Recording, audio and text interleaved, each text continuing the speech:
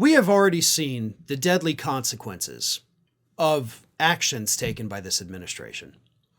We have seen the death toll rising overseas and international conflicts because of the decisions that this administration has made. We have seen the potential for U.S. troops to end up dead because of their careless handling of information like Signalgate 1 and 2. But I will say this. I believe that the deadliest member of Donald Trump's administration, when this is all said and done, and we count up the numbers at the end, I think the biggest death toll is going to be caused by Robert F. Kennedy Jr. and his utter, mind-blowing stupidity and insanity that he has brought to Health and Human Services. Just last week, Kennedy was once again asked about the measles outbreak in Texas. 660 cases. I mean, hell, I remember talking about it when it was 20 cases. Now it's 660 in Texas, 880 across the country, to the point where the country of Mexico has now issued a travel warning to their citizens saying like, hey, don't go to the US. They're just letting diseases run rampant. We're now that country because of Robert F. Kennedy Jr. So he was asked about the measles outbreak, which of course, a couple weeks ago, he did say, you should get the vaccine, which he's spent years trashing. Now he's trying to backtrack it. But then he went a step further last week and made the outrageously insane and false claim that the MMR vaccine, measles, mumps, and rubella, contains the debris of fetuses. And that's why some of these communities out there, like the Mennonites, he says, they don't want to take it because apparently there's dead babies in the vaccine. Here's his quote. There are populations like the Mennonites in Texas who are most afflicted, and they have religious objections to the vaccination because the MMR vaccine contains a lot of aborted fetus debris and DNA particles. So they don't want to take it. We ought to be able to take care of those populations when they get sick. Yeah, we should. And the best way to do that is an ounce of prevention, right? That's worth a pound of cure, they say.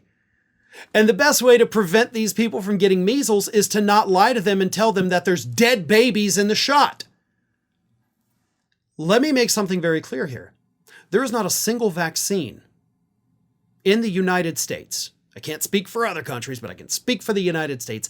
Not a single vaccine has a single piece of fetus debris in it. That is absurd and insane on its face. But most importantly, it shows that this man who has spent a decade or more trashing vaccines has no idea how they work. He has no idea how they're developed. He has no idea what is actually in them. And he's telling us we can't trust what's in them because it's dead babies. No, it's not, you crazy person. Like, I'm sorry, but this man is a threat to our safety. And we need to be shouting that from the rooftops. I mean, I don't know how he's gotten this far in life being this dumb, but this is painful stupidity. I mean, he's making Lauren Boebert look like a damn Rhodes Scholar at this point. But I have never seen an individual this dumb, I think, in my life. And he wasn't always like this. He became dumb. Maybe it has to do with the brainworm. But let me explain to you what happened. All the way back, decades and decades ago, before Bobby was even born, I think, there was a woman who had developed a cervical tumor. And from that cervical tumor, the doctors discovered that the cells basically had created an immortal cell line. And they used that immortal cell line with the cervical tumor, cancer removed. They used that immortal cell line because it would divide indefinitely. It didn't have a set number of divisions like a typical cell to develop the polio vaccine. And they used it for years and years and years, this one line of cells to develop all these great vaccines. And then 60s and 70s come along and they realized, hey, wait a minute, we can also create immortal cell lines from either aborted fetuses or from stillbirths. But those immortal cells did not contain any parts of the fetus at all. They were cells, okay? And then here's what happened with those cells. This is how this works. They use the cells to create reduced or weakened versions of the viruses for which they are creating the vaccines. Those viruses cannot exist if they do not have a cell to infiltrate. So that's why they use these immortal cell lines, they call them. So the virus, the weakened virus, gets in the cell, does its thing, and that's how they grow the virus, the weakened version. Then they take the virus, not the cells, not the DNA, not anything that Kennedy is saying. They then take the weakened virus, and there you have your vaccine. There's a lot of other steps in there, but the point is the original DNA is removed. There are no pieces of the cells in the vaccine. There are no pieces of dead babies in the vaccine. This is crazy. Took me less than 5 minutes to research this and learn about it. That's it.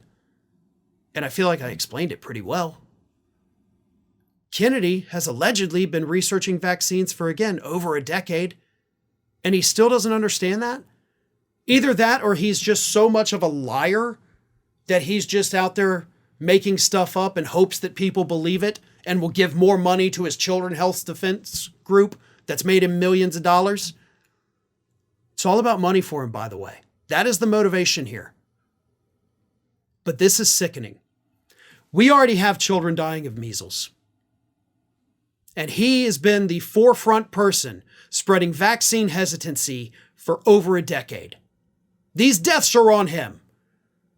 He may not have directly told these people not to get that shot, but if he hadn't basically started this anti-vax movement, we wouldn't be in this position.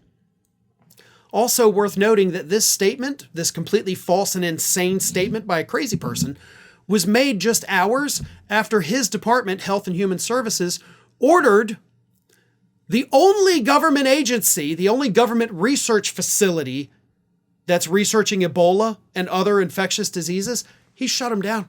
He ordered them to stop all the research. I don't know if it came directly from him or from the Trump administration, just to make that clear, but his department ordered them to just stop doing research on infectious diseases.